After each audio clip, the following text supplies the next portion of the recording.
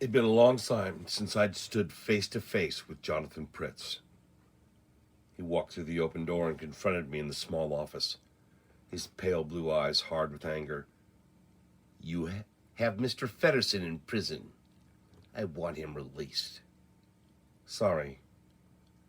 On what charge are you holding him? He's involved in the murder of Juan Torres. He glared at me. You have arrested this man because of your hatred for me. He is completely innocent, and you can have no evidence to warrant holding him. If you do not release him, I will have you removed from office. He had no idea how empty that threat was. He was a man who liked power and could not have understood how little I wanted the job I had, or how eager I was to be rid of it. He will be held for trial. Jonathan Pritz measured me carefully. I see you're not disposed to be reasonable. His tone was quieter. There was a crime committed, Mr. Pritz. You cannot expect me to release a prisoner because the first citizen who walks into my office asks me to.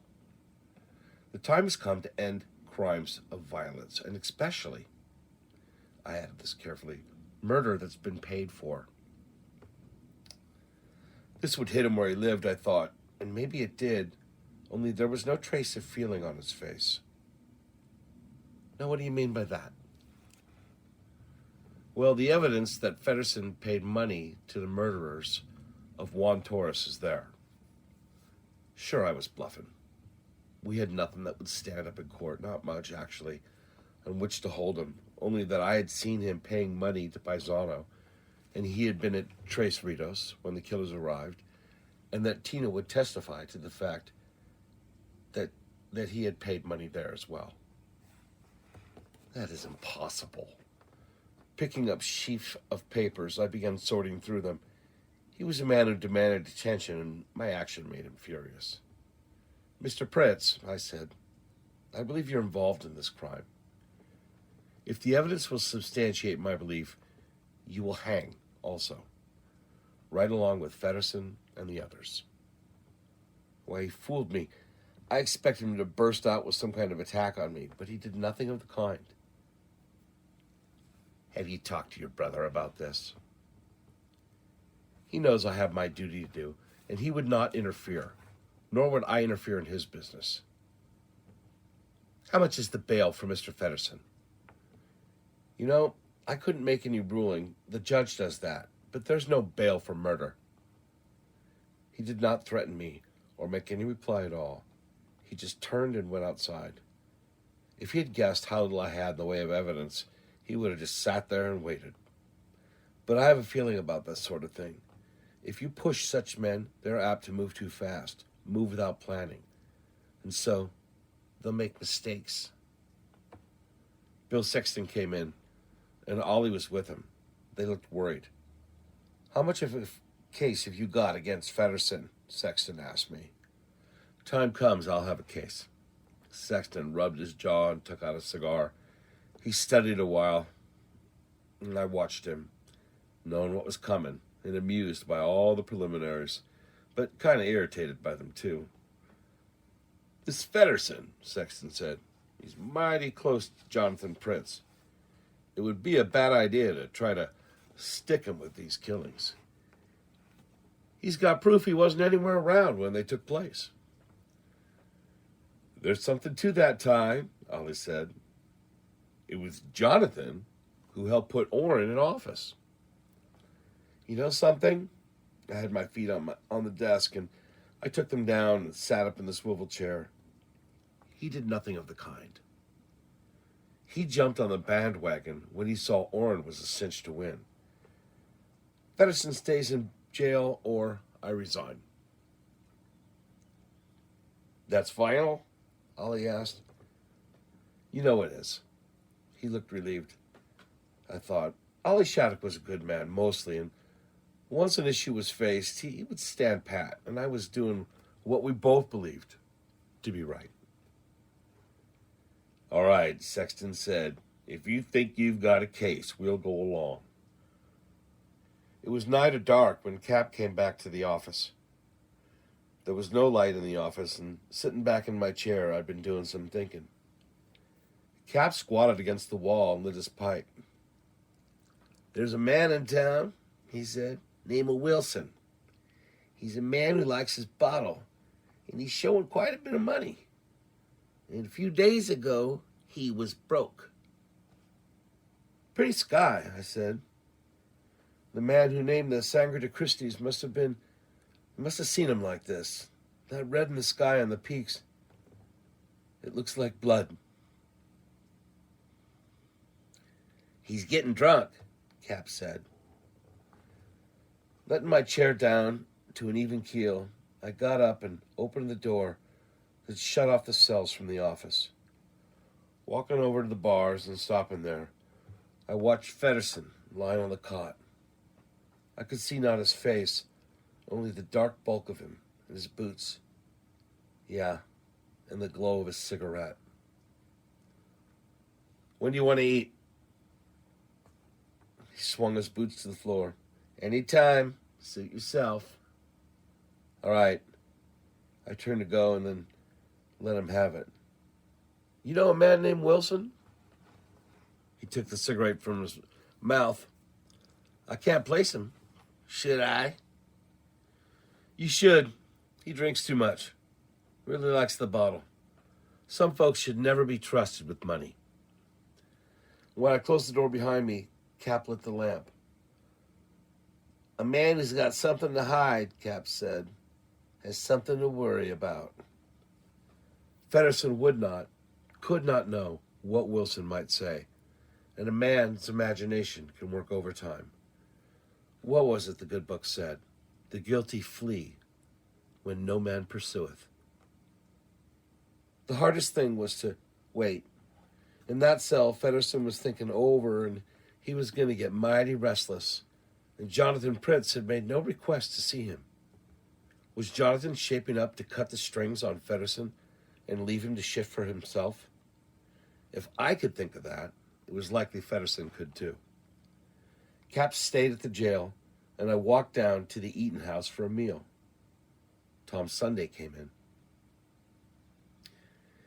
He was a big man, and he filled the door with his shoulders and height. He was unshaven, and he looked like he might have been on the bottle. Once inside, he blinked at the brightness of the room and a moment or two before he saw me, and then he crossed to my table. Maybe he weaved a mite in walking. I wouldn't have sworn to it. "So you got Feddersen?" He grinned at me, his eyes faintly taunting. "Now that you've got him, what will you do with him?" "Convict him of complicity," I replied. "We know he paid the money." "That's hitting close to home." Sunday's voice held a suggestion of a sneer. "What'll that brother say to that?" "It doesn't matter what he says," I told him. "But it has been said, I cut wood and let the chips fall where they may." "That would be like him, the sanctimonious son of a bitch." "Tom," I said quietly, "that term could apply to both of us. We're brothers, you know." He looked at me, and for a moment there, I thought he was going to let it stand. And inside me, I was praying he would not. I wanted no fight with Tom Sunday.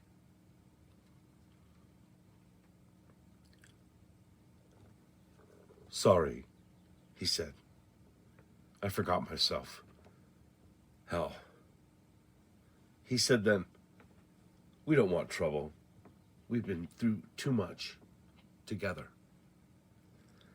"That's the way I feel," I said. "And Tom, you can take my say-so or not, but Orrin likes you." "Likes me?" He sneered openly now. "He likes me all right. Likes me out of the way. When I met him, he could scarcely read or write. I taught him. He knew I figured to run for office, and he moved right in ahead of me. And you helping him." There was room for both of you. There still is. The hell there is. Anything I tried to do, he would block me. The next time he runs for office, he won't have the backing of Jonathan Pritz. I can tell you that. It doesn't really matter. Tom laughed sardonically. Look, kid, I'll tip you to something right now.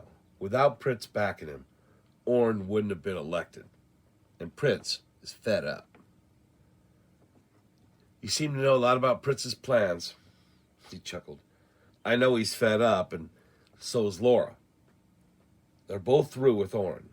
You wait and see. Tom, the four of us were mighty close back there a while. Take it from me, Tom. Orrin has never disliked you. Sure, the two of you wanted some of the same things, but he would have helped you as you did him. He ate in silence for a moment or two, and then he said, I've nothing against you, Ty. Nothing at all. After that, we didn't say anything, and I think both of us were sort of reaching out to the other. For there had been much between us. We'd shared violence and struggle, and it's a deep tie. Yet, when he got up to leave, I think we both felt a sadness, for there was something missing. He went outside and stood in the street a minute, and I felt mighty bad. He was a good man, but nobody can buck liquor and a grudge and hope to come out of it all right. And Jonathan Pritz was talking to him. I arrested Wilson that night. I didn't take him to jail where Feddersen could talk to him. I took him to that house at the edge of town where Cap, Orrin, and me had camped when we first came up to Mora.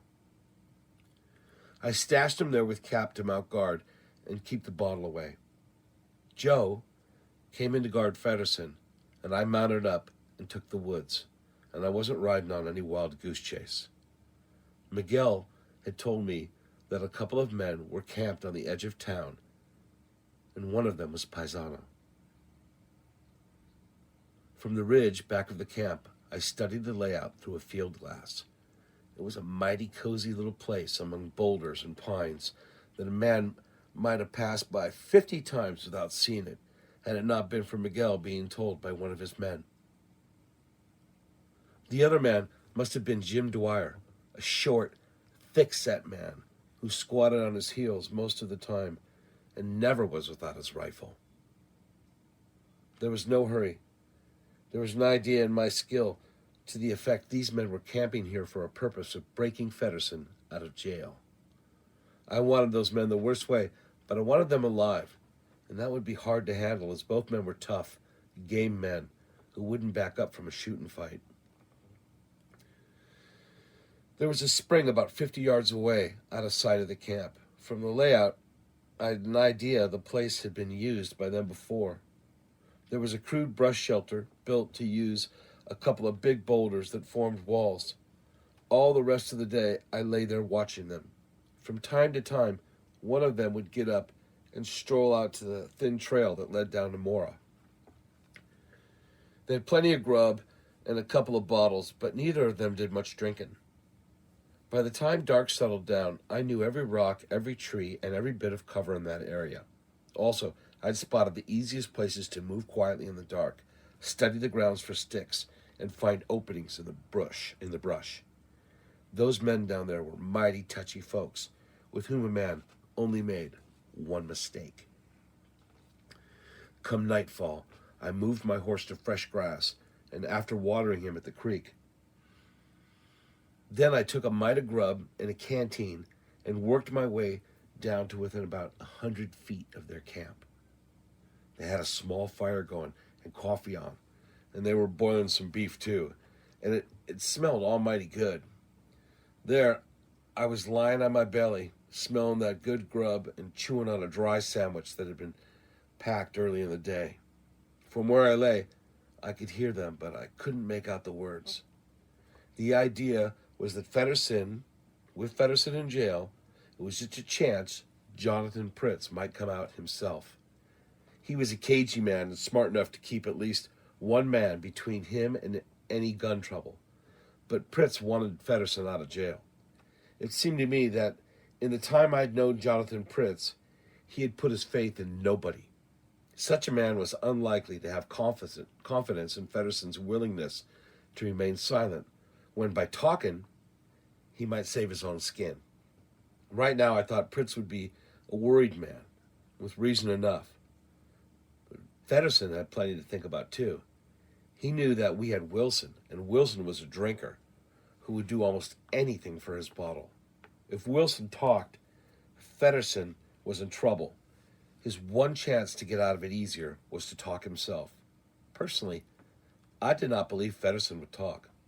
There was loyalty in the man, and a kind of iron in him that would allow him to not be broken. I was counting on the fact that Pritz believed in nobody. He was eternally suspicious, and he would expect betrayal. What I did not expect was the alternative on which Jonathan Pritz had decided. I should have guessed, but did not. Jonathan was a hard man, a cold man, a resolute man. Now, it can be mighty miserable lying up in the brush, never really sleeping and keeping an eye on camp like that. Down there, they'd sleep a while, then rouse up and throw some sticks on the fire and go back to sleep again, and that's how the night ran away. It got to be the hour of dawn, with the sun sometime away, but crimson streaking the sky, and those New Mexico sunrises, well, there's nothing like the way they build up a glory in the sky. Paisano stood up suddenly. He was listening. He was lower in the canyon and might hear more than I. Would it be Jonathan Pritz himself? If it was, I would move in, taking the three of them in a bundle.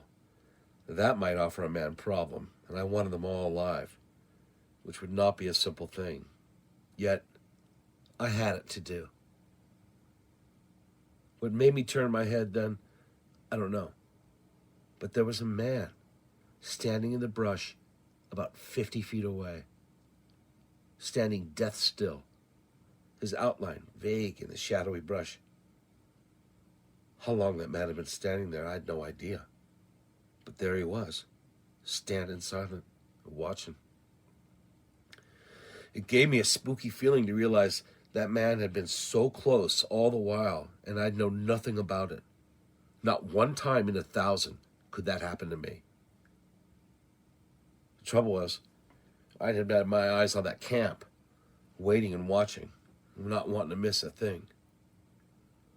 Suddenly, that dark figure in the brush moved over, ever so slightly, edging forward. He was higher than I, and he could see down the canyon, although he was not concealed nearly as well as I was. My rifle was ready, but what I wanted was the bunch of them, and all alive, so they could testify. And had my fill of killing, and had never wished to use my gun against anyone.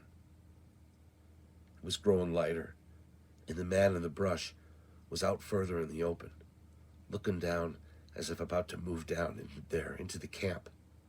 And then he turned his head, and some of the light fell across his face, and I saw who it was. It was Orrin.